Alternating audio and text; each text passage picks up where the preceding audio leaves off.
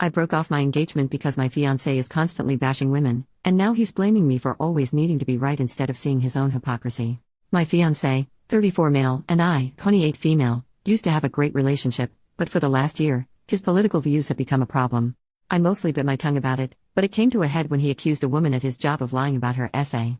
I pointed out that when a woman accuses a man of essay, he questions it and says she is lying. He justified that by saying it's stupid to believe an accusation like that with no proof. I pointed out that he has no proof that she's lying either, but he's accusing her anyway. He often sends me articles of women, usually teachers, essaying boys. I brought up that he never says the boys are lying or asks for proof. He got very upset and kept repeating that I was trivializing male essay. I don't feel like I was. I feel that I was just pointing out the hypocrisy. He denied being biased against female accusers. I reminded him that when the allegations against Diddy first happened, he said feminists were just trying to ruin a successful man's life. Unsurprisingly, he never brought up the man who accused Diddy of essay. He defended Diddy up until the video of him physically hurting Cassie was leaked. Even then, he said we didn't know the whole story. The final straw was when he was telling me, yet again, how women are actually worse than men because we are sneaky and conniving and at least men will screw you over to your face. He kept saying that women are far worse people than men, and I just lost it. I said that there was nowhere on earth, not now or ever in recorded history, has the female violent crime rate been higher than the males. I told him that men unalive each other even more than they unalive us, so they are a bigger danger to themselves than some girl being sneaky.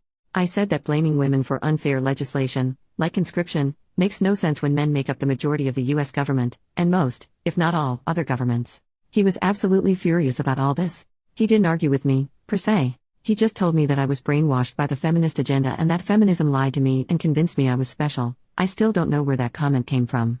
It was not relevant to anything. I admittedly was very pissed off, and said, well, maybe, patriarchy lied to you about this relationship being special. I threw my ring at the table, left the house, and haven't spoken to him since. Today, he sent me a long text stating how I belittled him with that comment and that I would be a good wife if I could just stop needing to be right all the time. I haven't responded, and I'm conflicted about if I will at all. I feel bad about throwing the ring. I really feel bad that I hurt his feelings by saying our relationship isn't special. But still, to be honest, I'm seriously questioning if I really want to marry him. He has always been argumentative. Not just with me. With everyone. Normally, I just ignore it, but he was so egregious with his hypocritical bull crap. I shouldn't have taken the bait, and I don't feel like men are generally bad. I was speaking out of anger. I don't consider myself to be a super political person. I'm not even sure if I count as a feminist. He just has a new complaint about women every freaking day at this point. It's so frustrating. I don't know when he became this way, but it sucks. There are still things I love about him, but the things he has been saying may be more than I can forgive. Despite all that, I'm still responsible for my intense outburst because I ignored his constant woman bashing in an effort to keep the peace. I exploded when I could have just spoken up from the start. Maybe if I'd nipped it in the bud right at the start, it could have been better. I don't know. I don't know what to do. Update 2 days later, hi again. I'm surprised and overwhelmed by the response my post got. Thanks to everyone who read through all that.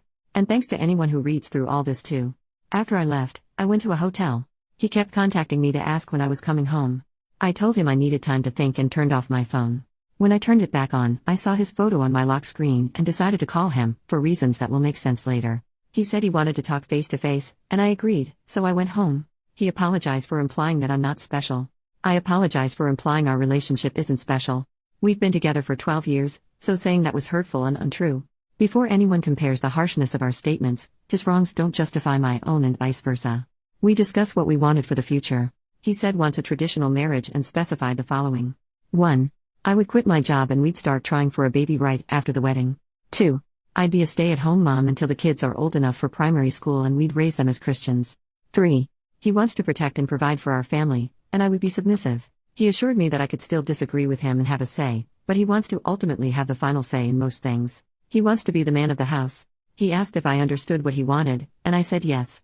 When he asked me if I still wanted to get married, I told him that I didn't. He has the right to change his mind, but it's not the arrangement we agreed to when he proposed. This post is long enough, so I won't detail how he got into this gender essentialism stuff or why I don't want the type of relationship he's asking for. Suffice to say, we are no longer compatible. He wants to do a trial run of his preferred setup so I can see that it's for the best. I told him that we had a very successful trial run of not doing that for 10 years until he decided to switch things up a few years ago. He was unfazed by this. So about the lock screen, he has a small snaggletooth toward the back that he's always been shy about, so he never fully smiles in public. That photo is one of very few pictures where he is showing his real smile, and it's beautiful. Seeing that photo used to make me so happy. When I saw it this morning, I just felt sad. I know it sounds dramatic, But it feels like he died and was replaced by some kind of red pill pod person. When he asked me if I still loved him at all, I told him that I will always love him, but I'm not in love with him anymore.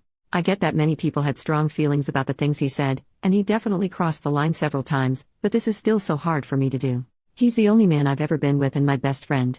I'm relieved that it's over but still sad about how it ended. I accept that he's a different person now, but it's hard not to think of what could have been.